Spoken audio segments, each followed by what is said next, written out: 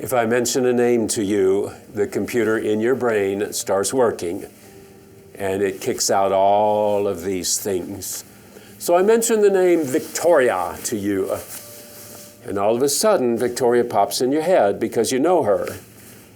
And your first thought is, she's tall, she's short, she's thin, she's heavy set, she's athletic, she's musical. You have all these thoughts go on in your head about Victoria. But then after you've gone through the initial, then you go a little bit deeper, don't you? Your initial is what your eyes see, but then you go deeper. Because when I mention Victoria, 30 seconds later, you're not thinking about her height or her sex or her interest. You're thinking about Victoria, and you're thinking very, very kind, or you're thinking she's mean, or you're thinking, man, she's a patient person, or she's so impatient, I wish she would just slow down a little bit. That's what your computer brain is doing when I mention a name to you. And whoever it is, you go through that whole dialogue of analyzing this person. What is most important about that person? Whether they're tall or short? No. What's most important about that person? The stuff that you think about later. She's kind. He's very patient and understanding. When I'm in their presence, I just feel a peace and a calmness that I don't feel around most people.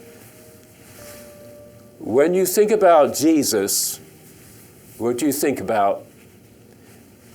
There's three things that you should think about with regards to Jesus. Number one is character. Jesus cannot lie. Jesus cannot lie. And if he makes you a promise, and you know he has, and I've told you 100 million times, he's made 7,000 promises to you, he cannot lie. So when you open up the Bible, or you're listening to a message, or you're reading a devotion, and he makes you a promise, he cannot lie.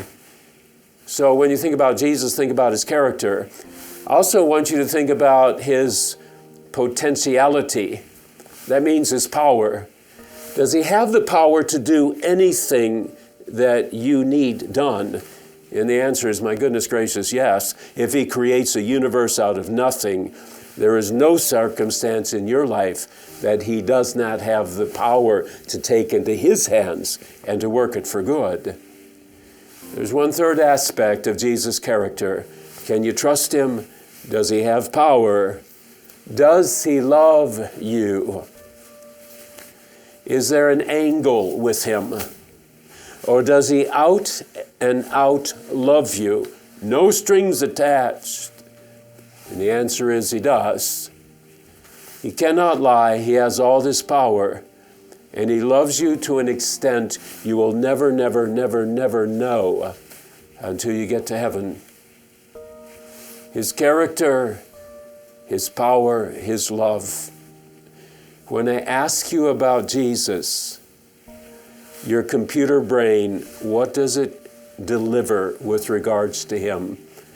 I hope it delivers all of the past deliverances he's given you and all of the blessings that came unexpectedly, not fate or circumstance, but they came from him. That's why you should every morning say, this is the day that God has made. I will rejoice and be glad in it. In his name, amen.